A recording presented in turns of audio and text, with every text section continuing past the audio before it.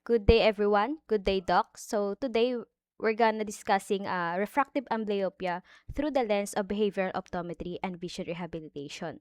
So next slide po. So ito po yung table of contents po namin.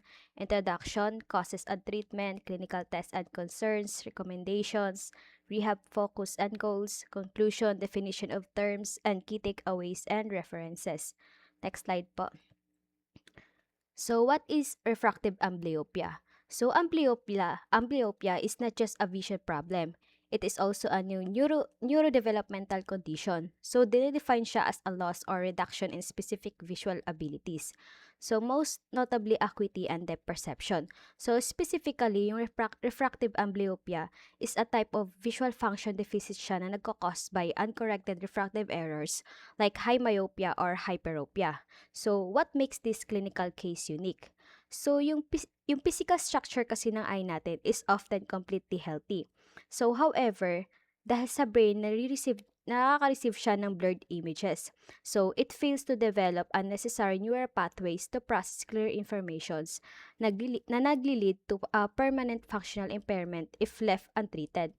So, in the field of vision rehabilitation, we categorize this condition under vision dysfunction. So this means yung primary issue dito is yung normal functioning and coordination of the visual system. So there are three key aspects to this dysfunction. Una dito is yung coordination issues. So yung pasyente, nag-i-struggle siya with how the brain and eyes work together to process visual input. So second is a silent deficit na tinatawag natin.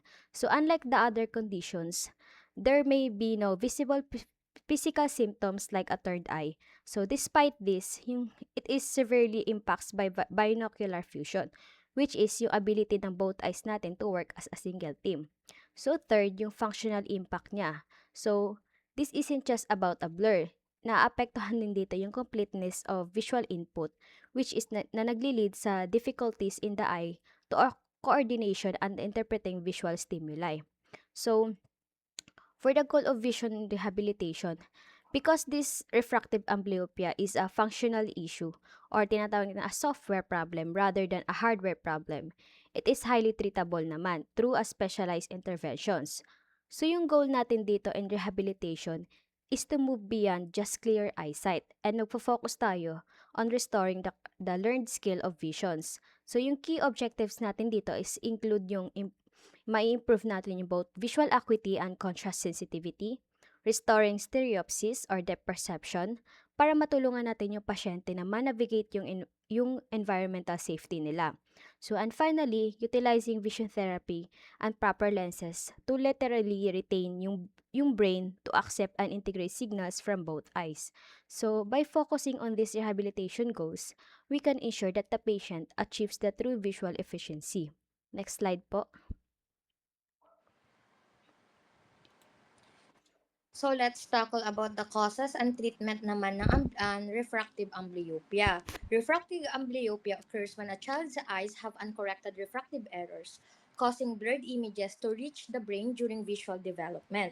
Because the brain receives a clear image from one eye or neither eye clearly, it suppresses the blurry input and the affected eye fails to develop normal vision. So, ang mga main causes po is anisometropia, isoametropia, and meridional. For anisometropia, a significant difference in refractive error between the two eyes. The brain favors the clear eye and suppresses the blurrier one. Meaning, in this case, malabo yung isang mata at malinaw naman ang isa. Kumbaga, hindi po parehas ng grado. Unti-unting sinosuppress o hindi ginagamit ng utak ang mas malabong mata, kaya nagkakaroon ng amblyopia dahil mas pinipili ng utak ang mas malinaw na mata. Next one is the isoametropia. High refractive error in both eyes or both eyes are very blurry. The brain never receives a clear image from either eye, meaning mataas ang grado ng parehas na mata dahil dito walang clear image na natatanggap ang utak mula sa alinmang mata natin. And the last one, the meridional. It caused by uncorrected high astigmatism.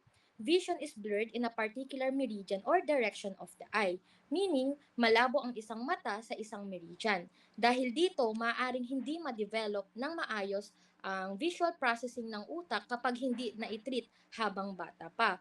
For the treatment, early treatment usually before age 7, 9 years old may include optical correction, occlusion therapy or yung mas kilala nating eye patching, atropine penalization, visual therapy or visual training.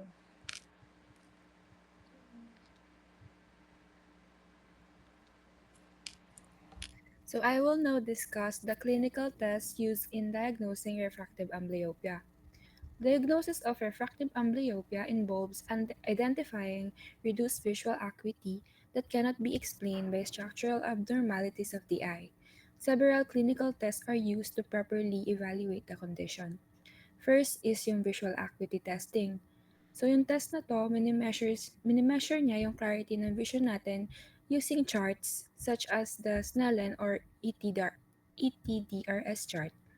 It helps detect reduced vision or a two-line difference between the eyes, which is a common indicator of amblyopia. Second is cycloplegic refraction or retinoscopy.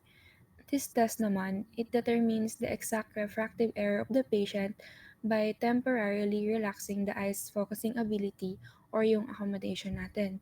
It is especially important in detecting anisometropia, which is a significant difference in refractive error between the two eyes. Third is yung cover test. This test naman, it evaluates our ocular alignment and it helps to detect the presence of strabismus or eye misalignment. In refractive amblyopia, the eye are usually aligned, but this test helps rule out other types of amblyopia. Next is binocular vision testing. This evaluates eye teaming and binocular coordination, which are important for proper visual function and depth perception. Another important test is the fundus examination.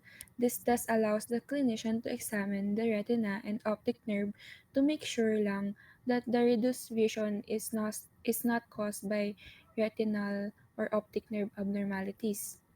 Thus, another screening method is photo screening. This test, this technique is commonly used in children and helps detect risk factor of amblyopia, such as refractive error or ocular misalignment. So, lastly, additional tests may also be performed to rule out other eye condition. This include visual field testing, OCT or optical coherence tomography, and electroretinography or ERG. Now, I will discuss the concerns associated